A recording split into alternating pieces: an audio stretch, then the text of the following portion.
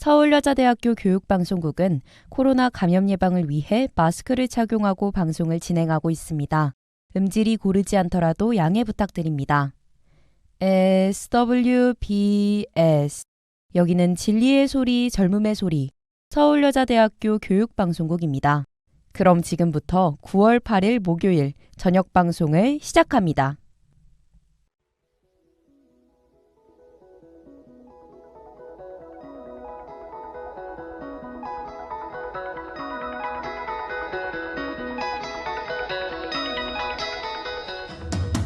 슈니들이 똑똑해진 라디오 슈똥라 목요일 방송을 시작합니다.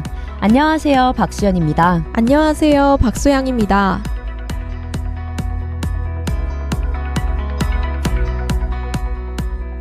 지난 3월 대한민국을 떠들썩하게 만들었던 제20대 대선을 기억하시나요? 당시 선출된 윤 대통령이 취임한 지 어느덧 100일이 지났다고 합니다. 이번 슈똥라에선 윤 정부 출범 100일을 맞아 윤 대통령의 지지율과 국정 운영평가 그리고 사회적 여론 등에 대해 낱낱이 파헤쳐 보도록 하겠습니다.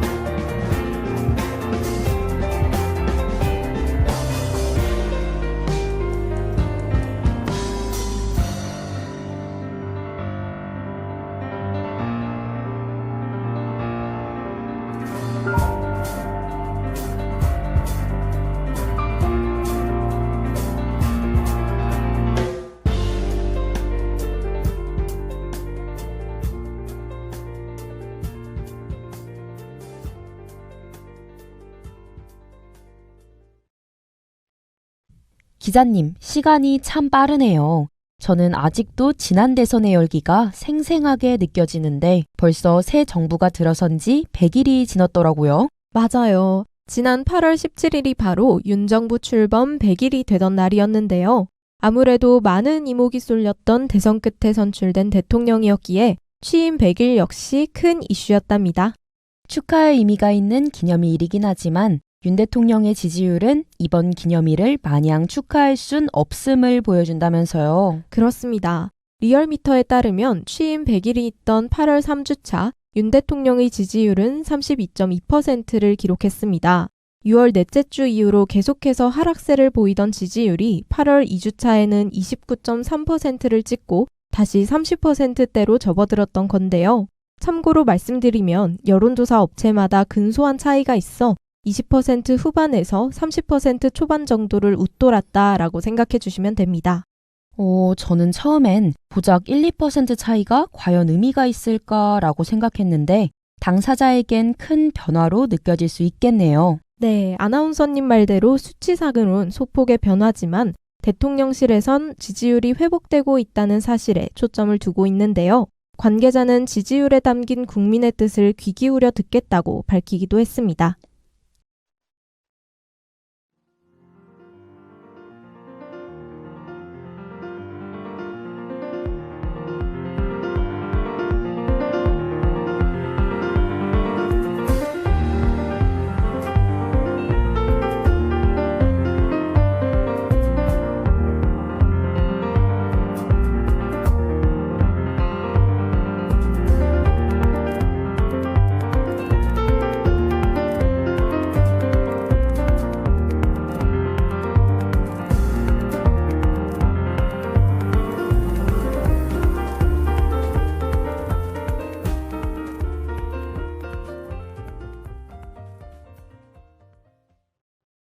이 지지율이란 게 대통령의 국정 운영평가의 긍정평가 수치를 의미한다면서요.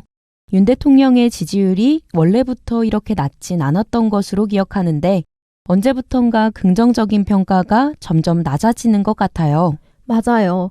MBC가 운영하는 지지율 추정 사이트 여론M에 따르면 윤 대통령은 51.6%, 즉 절반이 약간 넘는 지지율로 임기를 시작했습니다. 그러나 6월 지방선거에서 여당이 대승을 거둔 이후 지지율은 점점 꺾이기 시작했는데요. 취임 9주 만인 7월 초 부정평가가 긍정평가를 앞서는 이른바 데드크로스를 맞았습니다. 아, 그걸 바로 데드크로스라고 하는군요. 그런데 지방선거가 기점이 됐다고 해서 지지율 하락에 모든 것을 설명하진 못하는 것으로 보여요. 그렇습니다. 전문가들도 이를 지적하고 있는데요. 서울대 정치외교학부 박종희 교수에 따르면 세대나 집단별로 윤 대통령 부정평가의 원인이 다 다르다고 합니다. 그럴 것 같아요. 40대는 처음부터 부정평가가 높았는데 30대가 가장 먼저 데드크로스에 진입했다고요? 네, 6월 중순이었는데요. 박순애, 김승희 장관 후보자 논란으로 인한 인사 문제가 영향이 있던 것으로 분석하고 있습니다. 이외에도 집무실 이전, 치안감 인사 번복 사태, 노동시간 개편 발표 혼선, 김건희 여사 리스크 등 다양한 이유로 20대, 50대까지 데드크로스에 들어섰고요. 가장 견고한 지지층이었던 60대의 데드크로스는 내부 분열 때문이란 분석도 있더라고요. 맞습니다. 이번에는 기록적인 폭으로 홍수 피해가 컸는데 상황실의 모습을 드러내지 않았던 윤 대통령의 태도에 국민이 또 한 번 실망하는 일도 있었죠. 아, 대통령의 해명 발언도 기억이 나네요. 정치적인 이유와 더불어 개인적인 문제 또한 지지율에 영향을 미친 것 같은데요. 정말 다양한 원인이 복합적으로 작용하는 것으로 보입니다. 네, 그래서 제가 현대정치연구소 책임연구원 곽송은 박사님께도 인터뷰를 진행해 봤는데요. 한번 들어보시죠. 대선 당시 지지층만을 봤을 때 지지하지 않는 쪽으로 돌아선 비율이 몇 프로냐라고 했을 때 무려 45%에 달합니다. 그리고 기존 보수층 내에서도 주로 20대 남성이 대거 돌아섰고 지역적으로는 TK 지역에서 많이 돌아섰다는 거죠. 내용 면에서도 굉장히 좋지 않은 그 신호를 우리가 확인할 수 있다는 거고요. 그 원인을 봤을 때 주로 가장 부정적인 응답을 주신 부분이 인사 문제가 가장 높게 나왔어요. 인사 문제에서 너무 이거는 문제가 많다. 그리고 두 번째 그 응답이 경험이나 자질이 부족하고 전반적으로 잘못한다라는 그 비율이 나왔거든요. 기존의 이 결과를 가지고 우리가 그 해석을 해보면 이거는 기존의 이제 부정적인 평가를 내리는 층에서에 대한 계속된 반대가 아니라 기존의 윤 대통령의 긍정적인 평가를 그리고 거기에 이제 투표권을 행사했던 유권자층의 이반이 뚜렷하게 나타난다. 그럼 이들이 왜 이 윤석열 대통령에게 투표를 했느냐라고 했을 때 다 아시겠지만 윤석열 대통령의 대선 후보 당시에 캐치프레이즈가 공정과 상식 아니었습니까? 이게 굉장히 시대 정신에 부합하는 면이 있었다고 봅니다. 이들이 기대했던 공정과 상식이라는 캐치프레이즈에 맞는 직무 수행이 이루어지지 않았다는 거죠. 그래서 제가 봤을 때는 그 부분에 대한 어떤 그 배반, 배신감으로 인한 그 민심 이변인 측면이 크다 이렇게 보고 있습니다. 기자님, 저는 이쯤 되니 윤 대통령의 입장도 궁금해졌어요. 지지율도 그렇고 임기도 어느덧 100일이란 시간을 지나고 있는데 그동안 어떤 생각을 하고 계셨을까요? 네, 그래서 제가 8월 17일 취임 100일 기자회견 시간에 기록된 질의응답 내용을 좀 정리해 왔는데요. 아나운서님, 혹시 어떤 부분이 제일 궁금하세요? 저는 솔직히 대통령이 지지율을 어떻게 마주하는지가 가장 궁금해요. 선거 때만 해도 분명 국민의 절반이 자신을 지지했는데 100일 만에 지지자의 절반이 돌아섰다는 건 아무래도 받아들이기 힘들지 않을까요? 네, 저도 공감해요. 윤 대통령은 지지율보다도 여론조사에서 나타난 민심을 겸허하게 받드는 것이 더 중요하다고 생각함을 밝혔는데요. 지적된 문제에 대해서도 국민의 관점에서 따져보겠다는 다짐 또한 보였습니다. 그렇군요. 대통령이란 자리는 아무래도 국민을 살피는 일이 우선일 테니까요. 국민을 살핀다고 하니 저희가 아까 했던 얘기가 다시 생각났어요. 혹시 기자회견에서 이번 홍수 피해에 관한 질문은 없었나요? 물론 있었습니다. 홍수 피해에서 더 나아가 조금 더 구체적으로 주거 복지와 연관지은 질문이었는데요. 윤 대통령은 반지하 주거민들이 지상의 주택으로 이전할 수 있게끔 지원할 예정이며 경보 시스템 정밀화와 방수 저류 시설 마련 등으로 대비하겠다고 밝혔습니다. 국민의 사정을 고려한 대책이 하루빨리 마련되면 좋겠네요. 정책과 시설이 1년 만에 완전히 갖춰지긴 어려우니까요. 맞아요.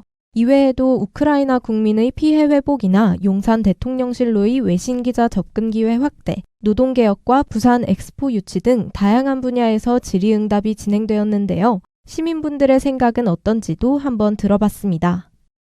지지하고 지지하지 않고를 떠나서 대통령이라는 자리에 있다면 국민을 최우선으로 두는 게 맞는 것 같아요. 지지율이 떨어지고 있는 이 시점에서 대통령도 어떤 점이 문제인지 분석하는 그런 자세가 필요해 보이기도 하고요. 이번 100일 기자회견에서도 다양한 질문이 오고 갔던데 지금은 코로나도 아직 끝나지 않았고 물가도 많이 상승하고 있잖아요.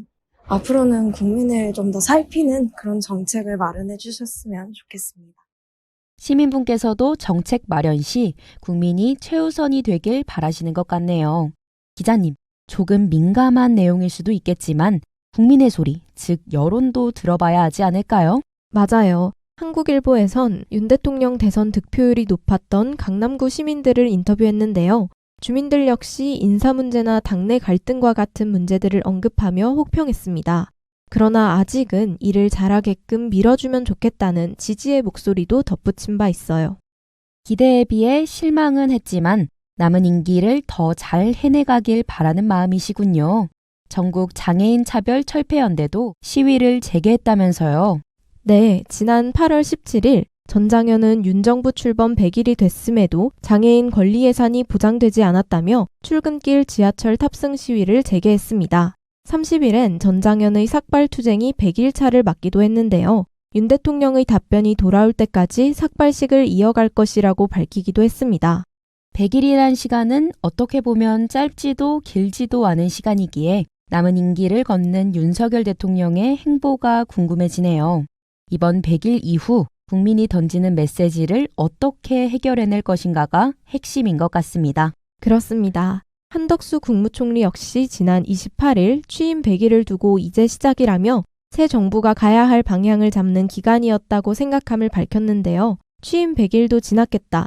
이젠 정말 국민이 만족하는 국가를 만들어갈 때가 되지 않았나 싶습니다. 맞아요. 그럼 또 다른 시민분의 의견 들어볼까요? 아무래도 정책적인 부분에서 요구드리고 싶은 부분이 많죠. 아무래도 공약을 이행하는 모습에서 지지자들까지도 많이 실망한 것 같은데 가까운 지인분께서 식당을 운영하고 계셔서 방역지원금 공약이 얼른 이행되면 좋겠다고 생각했거든요. 근데 잘 이행이 되지 않아서 많이 속상해 하시더라고요. 1호 공약도 그렇고 다른 공약도 체계적으로 이행을 해주시면 좋을 것 같아요. 기자님, 시민분께서 윤 대통령의 1호 공약을 언급하셨는데 혹시 이 내용에 대해 조금 더 자세히 다뤄볼 수 있을까요? 그럼요. 윤 대통령은 지난 대선에서 소상공인에게 사각지대 없는 50조 원 방역지원금을 지급하겠다라는 계획을 세운 바 있는데요. 코로나 피해를 겪은 전국 중소상공인들에게 손실지원금을 1인당 최대 1,000만 원씩 총 50조 원을 지원하겠다는 것이었습니다. 중소상공인들에게 큰 위로가 됐겠네요. 표심까지도 잡을 수 있는 공약이었을 테고요. 맞습니다. 그런데 대선 결과가 나오자 피해보상 대상 업체를 축소하고 지원 금액도 600만 원을 기본으로 두면서 공약 파기라는 말이 나왔던 거죠. 사실상 1호 공약이었는데 이를 기대했던 전국 중소상공인들이 얼마나 속상했을까요? 윤 대통령이 이에 대해 일절 언급이 없어 더 힘든 상황이겠네요. 네, 그래서 전국의 중소상공인들은 손실보전금 사각지대 소상공인 연합이라는 단체를 만들었습니다. 각종 집회, 1인 시위 등을 전개하고 있고요. 손실보전금 탈락자들의 이의 신청이 줄을 잇고 있는 시점에서 윤 대통령의 개선 조치가 필요한 상황입니다. 이의 신청이 지난 8월 31일까지였던 것으로 알고 있는데 최소한 이의 신청을 하신 분들에 대해서라도 합당한 구제 대책을 보여줘야 할 것 같아요. 맞아요. 중대한 공약이었다 보니 공약 파기에 있어 국민의 관심과 목소리는 커져만 가는 상황인데 이를 정부와 언론이 재조명할 필요가 있어 보입니다.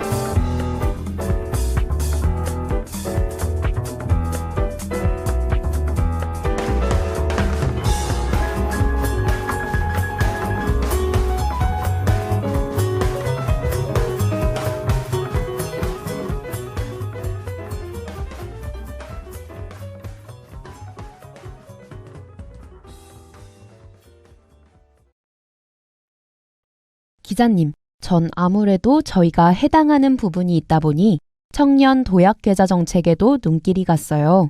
청년이 매달 70만 원 한도 내에서 일정액을 저축하면 정부가 월 최대 40만 원을 지원해 10년 만기로 1억 원을 마련할 수 있는 금융상품이라면서요. 청년이라면 솔깃하지 않을 수 없는 이 공약은 어떻게 돼가고 있나요? 네, 역시 정확히 알고 계시네요. 하지만 아나운서님을 포함한 청년들에게 안타까운 소식을 전해야 할 것 같습니다. 실현 가능성에 대한 논란이 지속되고 있는 건 알았는데 구체적으로 어떤 논란일까요? 네, 이 청년 도약 계좌는 청년의 소득을 기준으로 정부 지원금 규모가 결정되는 구조 탓에 소위 금수저 청년이 혜택을 받을 수 있다는 지적이 존재합니다. 또 청년은 내 집 마련, 결혼 등의 이유로 10년 만기가 어려울 수 있다는 우려도 있고요. 그렇네요. 국회 예산정책처에서도 소요비용 수준과 예산 마련에 대한 구체적인 계획이 없어 어려움을 겪고 있다고 들었어요. 맞아요. 코로나 손실지원금 정책을 포함한 금융정책, 부동산 정책, 또 복지정책 등에 대해 윤 정부는 더욱 세심하고 심도 있는 판단을 거쳐 체계적인 계획을 설계해야 할 것 같습니다.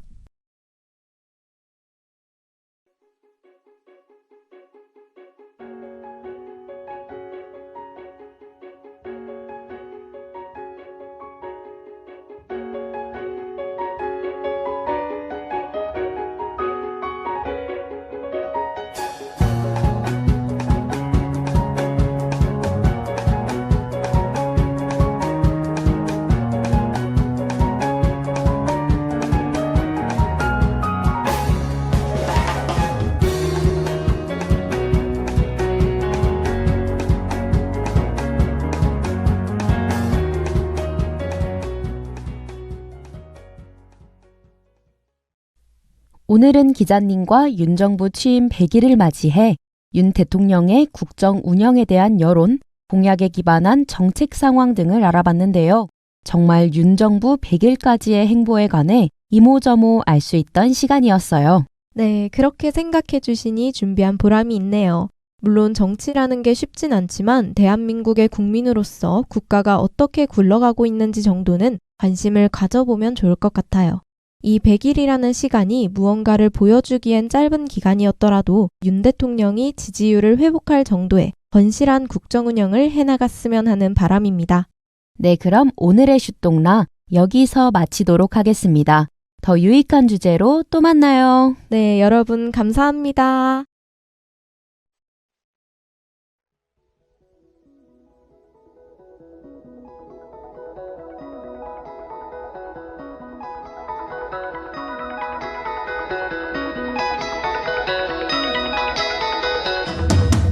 이상으로 슈니들이 똑똑해진 라디오 슈똥라를 마칩니다.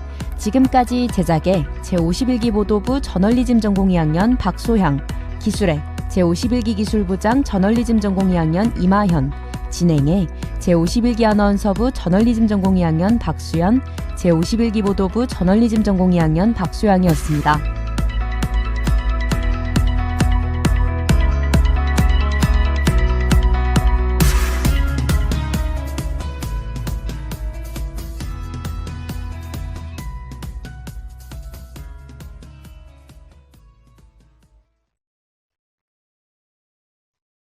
지금까지 여러분께서는 SWBS 서울여자대학교 교육방송을 들으셨습니다.